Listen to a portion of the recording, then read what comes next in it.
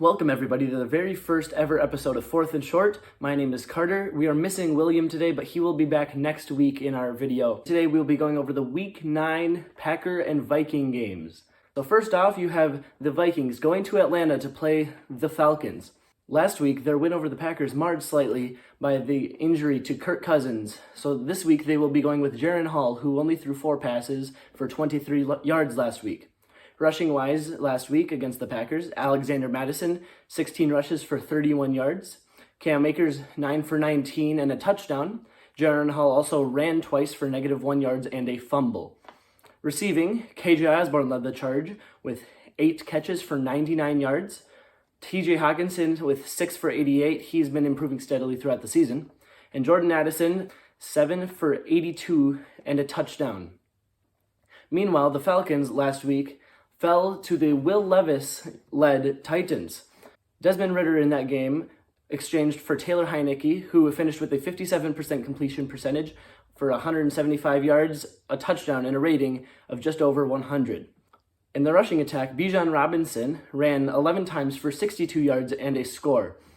Receiving, Kaderil Hodge led the charge with 3 catches for 75 yards. Drake London, 5 for 55.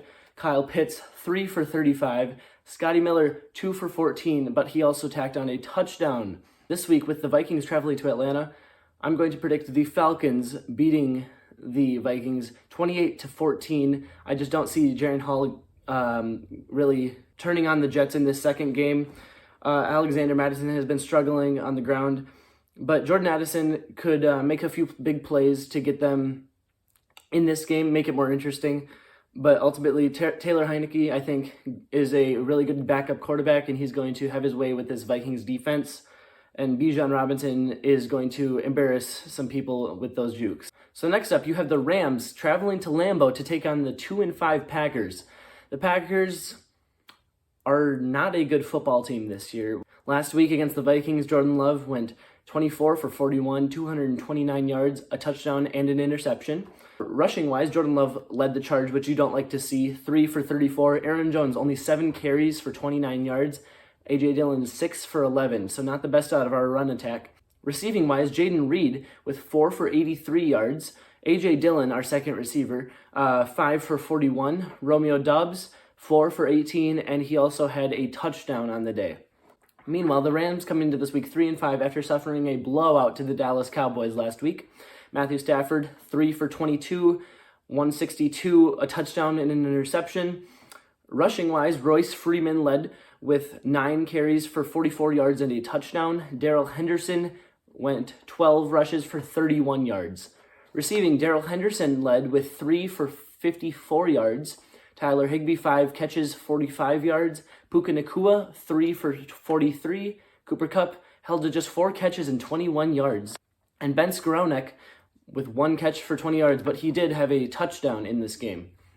So in this game, I don't really see much excitement. The Rams defense, specifically Aaron Donald, may give the Packers offensive line a little bit of a problem. And we've been struggling with protection for Jordan Love. In this game, I think the Rams need to get Cooper Kupp more involved. Puka Nacua has been amazing out of the draft, but you cannot have your leading receiver be a running back. I'm going to slightly lean into my bias and pick the Green Bay Packers to win 24-17. Thank you all for watching. Make sure to hit that subscribe button and smash the like button if you enjoyed this video. Next week, I will be posting a video on my reaction to the Packer-Viking games from Week 9, and also looking forward to the games in Week 10.